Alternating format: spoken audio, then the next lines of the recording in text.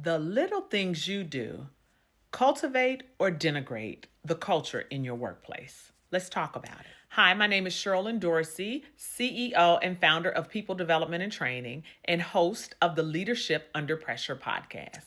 So the other day, I was talking to a mentee of mine, and she was telling me about something that she did that I had to pass on to you. So, according to this leader, Valentine's Day and the day after are two of the most busiest days at that restaurant.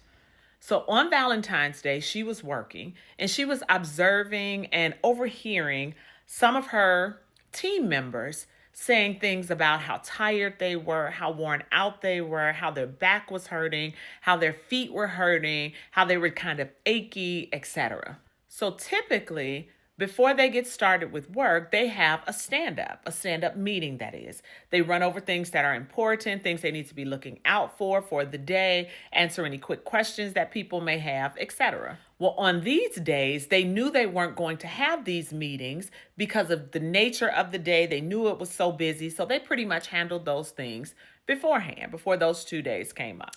So again, she worked on Valentine's Day, heard all of these things, and she was scheduled to go in the next day. What she decided to do was to create a few minutes in that day at the start of her shift to be able to talk to her team, to have a quick stand up, and she did this thing. So she was telling me how she's going to walk them through some exercises to kind of help them stretch out some, to get their bones or, parts moving, but to address what she heard about the achiness and the hurting in their limbs, right? She was telling me she wanted to do that because she wanted to acknowledge that her team was saying that they were so achy and sore, and some of them still had to show up the next day to work, and it was going to be another high pressure day. She said it was going to be quick, but she wanted to make sure she did that because she wanted them to know that she heard what they said, and even better still, she appreciated what it is that they had done, right, by level of service and the level of service that they still provided even under all of that pressure. And most importantly, she saw their person and wanted to give them something based on the feedback it is that she heard or overheard.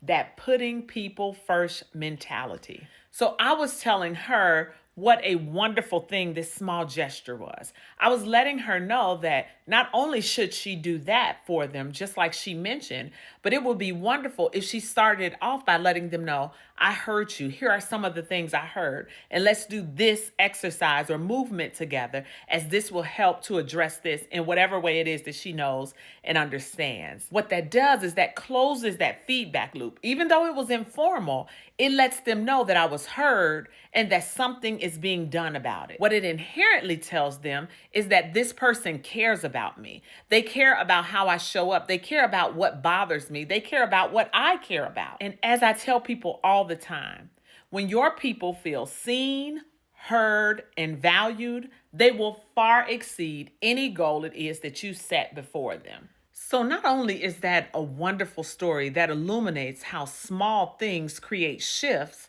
I really have a few things I want you to take away that you look at in particular. And I want you to think about how it is that you can use this and what are the small things that you can do on a daily basis that can create impact in this way. Number one, psychological safety begins when leaders respond, not react. Simple clarification for that is that a response is more thoughtful and a reaction is more knee-jerk or thoughtless.